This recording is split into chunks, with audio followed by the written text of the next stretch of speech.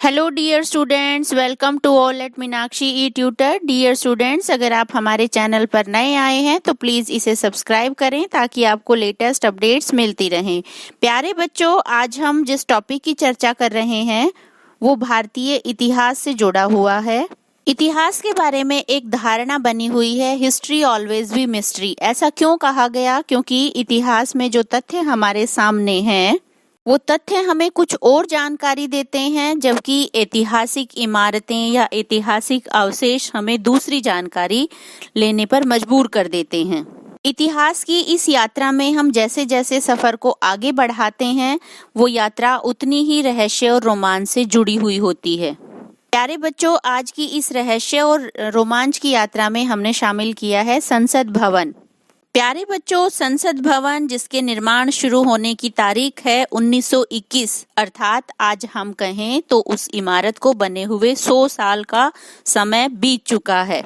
प्यारे बच्चों, संसद भवन का जो डिजाइन है वो हमें सहज ही आकर्षित करता है और उस डिजाइन को देखकर जब भी हम गूगल सर्च करते हैं तो संसद भवन के आर्किटेक्टर का नाम हमें गूगल पे दिखाई देता है, सर एडविन लुटियंस।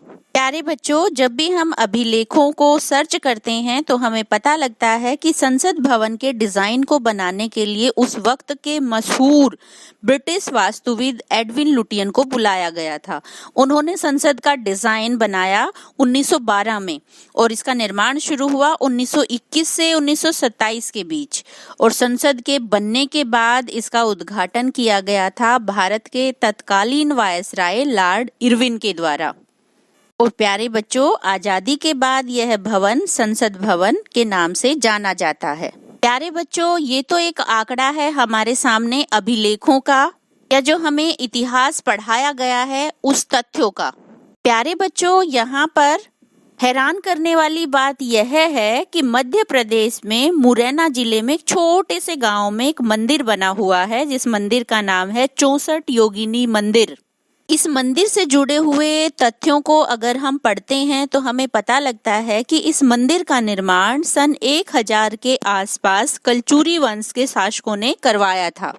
प्यारे बच्चों, जब हम इस मंदिर के अंदर जाते हैं तो हमें दिखाई देता है कि 64 योगिनी मंदिर 101 खंभों पर बना हुआ है, और दूसरी तरफ जब हम संसद भवन के खंबे देखते हैं तो वहां पे 144 मजबूत खंबे बने हुए हैं। दोनों की जो संरचनाएं हैं वो गोल हैं। अगर हम योगिनी मंदिर में देखें तो वहां 64 कमरे हैं, और जब संसद भवन में देखते हैं तो वहां 340 रूम्स हैं। इसी तरीके से मंदिर के बीच में एक छोटा सा विशाल कक्ष है, और दूसरी तरफ देखें तो संसद भवन के बीच में भी एक बहुत बड़ा सा हॉल है।